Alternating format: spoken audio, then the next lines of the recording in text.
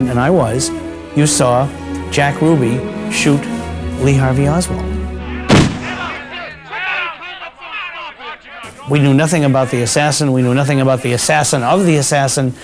Everything was mystery, and all you could do was listen glued to your radio or your television. It seemed like the world was unraveling, and no one knew what to expect.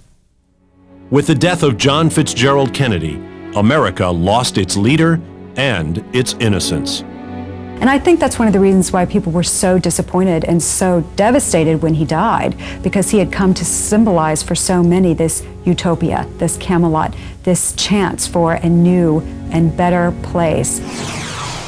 The legacy of this car is that it carried the president for the last time.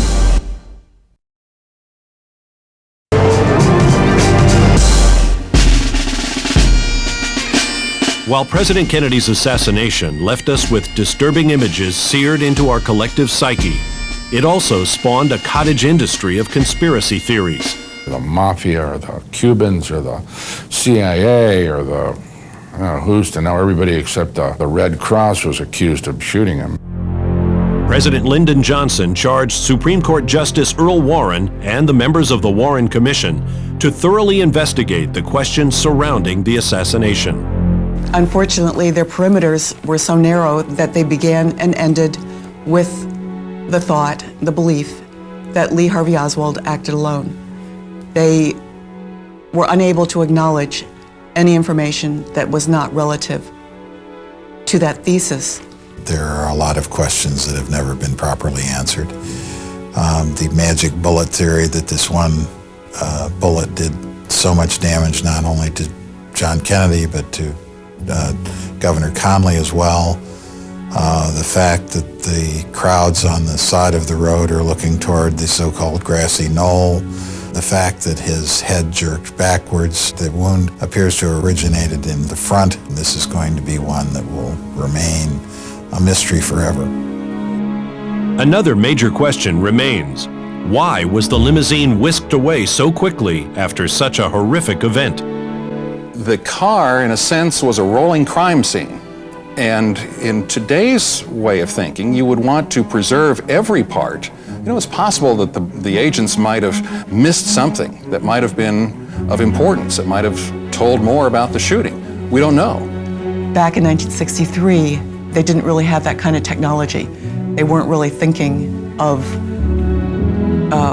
what was a primary crime scene, what was a secondary crime scene. So an enormous amount of evidence was lost. People were so wrapped up in the assassination, the fact that the president had been killed, that there was this transition of power, that the man who they thought had shot the president had himself been killed, that the car seemed incidental. I mean, in hindsight, you look back and the Lincoln, the limousine, is the crime scene.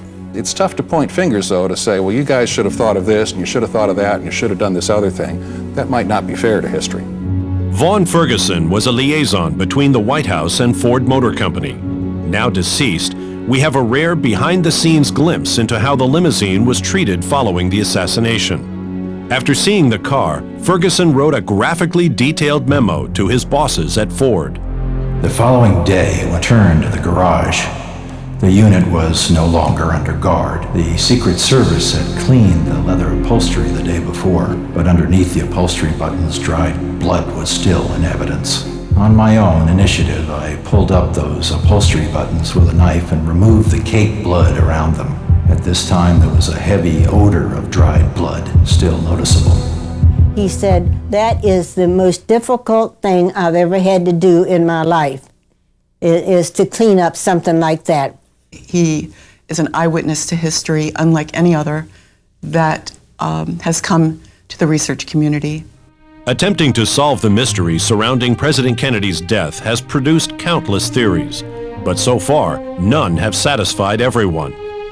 There were so many players that could have been involved, and ruling out the single assassin and looking at the other side of the coin, from the Cuban crisis to the mob in Chicago. And we can't overlook the possibility of even the FBI or CIA involved. It was a clean assassination. Exponent is a data and analysis company that carefully examines and recreates famous events in history.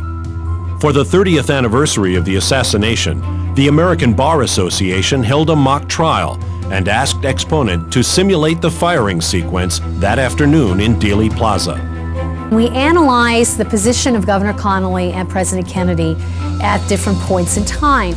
And we found that given the timing sequences, given the trajectory of the bullet, that it was plausible that one bullet could hit two people. One of the issues we looked at was there a killing zone. For example, Oswald took the first shot or the first two shots, missed, and someone was on the grassy knoll and they took the shot and made the fatal blow. Even using its advanced technology, Exponent couldn't solve the 30-year mystery. The company came to a conclusion that even though it's plausible that Lee Harvey Oswald was the lone gunman, there are some other discrepancies and potential theories there. Starting the weekend of the Kennedy assassination, all the public opinion surveys have shown 50% or more of U.S. adults do not believe the lone gunman theory. Most people have always thought there was more to it than Lee Harvey Oswald.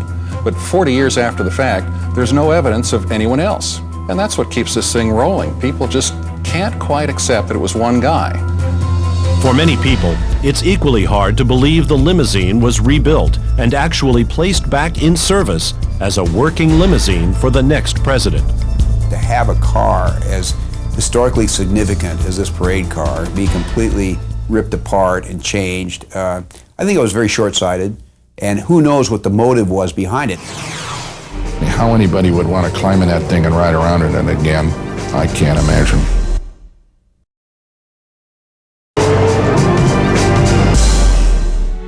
Working in the shadow of the Warren Commission, another group of experts quietly met and examined ways to ensure the president's safety when he traveled by car.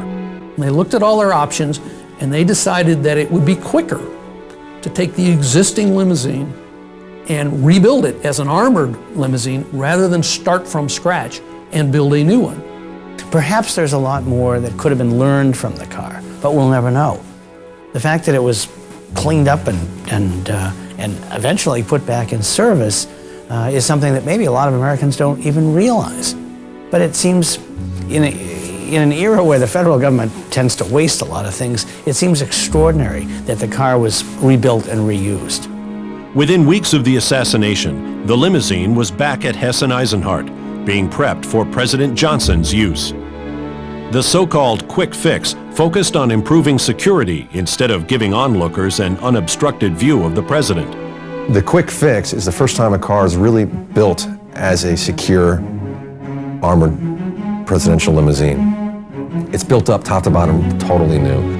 Hess and Eisenhart employees were now doing the unthinkable, ripping apart their own handiwork and rebuilding a car they had poured their hearts and souls into just a few years before. While you're tearing this Lincoln down, knowing that JFK was assassinated in it, you would think about it, but you didn't let that interfere with what you was doing.